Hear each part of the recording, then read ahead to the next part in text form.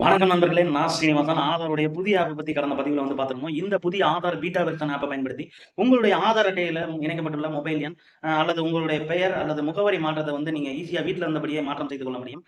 இதுக்கு நீங்க எந்த ஆதார் சேவை மையங்களோ, இல்ல இ-சேவை மையங்களோ அணுகணும்னு அவசியம் இருக்காது.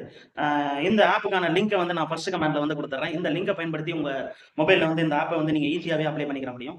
அது மட்டும் இல்லாம எல்லா சர்வீஸும் நீங்க எங்கேயுமே அலையாம நீங்களாவே செயல்படுத்திக் கொள்ள முடியும். உதாரணத்துக்கு சொல்லப்போனா, உங்களுடைய ஆதார் அட்டையில் இணைக்கப்பட்டுள்ள மொபைல் எண்ண நீங்க மாற்றம் செய்யணும் அப்படின்னு நினைக்கிறீங்கன்னா, இந்த ஆப்ல சர்வீசஸ் அப்படிங்கிற ஆப்ஷன்ல மொபைல் நம்பர் சேஞ்ச் அப்படின்னு ஒரு ஆப்ஷன் இருக்கும். இந்த ஆப்ஷன்ல போயிட்டு நீங்க எந்த மொபைல் நம்பரை மாற்றம் செய்யணும்னு நினைக்கிறீங்களோ அந்த மொபைல் நம்பரை என்டர் பண்ணிட்டு, நெக்ஸ்ட் பாத்தீங்கன்னா ஃபேஸ் ஆத்தென்டிகேஷன் பண்ணணும். இந்த ஃபேஸ் ஆத்தென்டிகேஷன் ஒரு நாளைக்கு 3 தடவை தான் செயல்படும். இது என்னன்னு பாத்தீங்கன்னா, ஒரு வட்டத்துல உங்களுடைய முகம் தெரியிற மாதிரி ஒரு போட்டோ எடுக்கணும். இந்த 3 முறையும் நீங்க தவறுதலா செயல்படுத்திட்டீங்கன்னா, அடுத்த 24 மணி நேரம் கழித்து தான் நீங்க அந்த ஃபேஸ் ஆத்தென்டிகேஷன செயல்படுத்த முடியும். இதற்கு சேவை கட்டணமாக ரூ. 75 நீங்க ஆதாருக்கு செலுத்துற மாரி இருக்கும். இந்த கட்டணம் பார்த்தீங்கன்னாக்க, நீங்க யுபிஐ மூலமாவோ, இல்ல நெட் பேங்கிங் அல்லது உங்களுடைய கிரெடிட், டெபிட் கார்டு மூலமாவோ நீங்க இந்த பணத்த செலுத்திக்கிற முடியும். இந்த மொபைல் நம்பர் பார்த்தீங்கன்னா, அடுத்த ஒரு 2 அல்லது 3 நாட்களுக்குள்ள இந்த மொபைல் நம்பர் ஈஸியாவே அப்டேட் ஆயிரும்.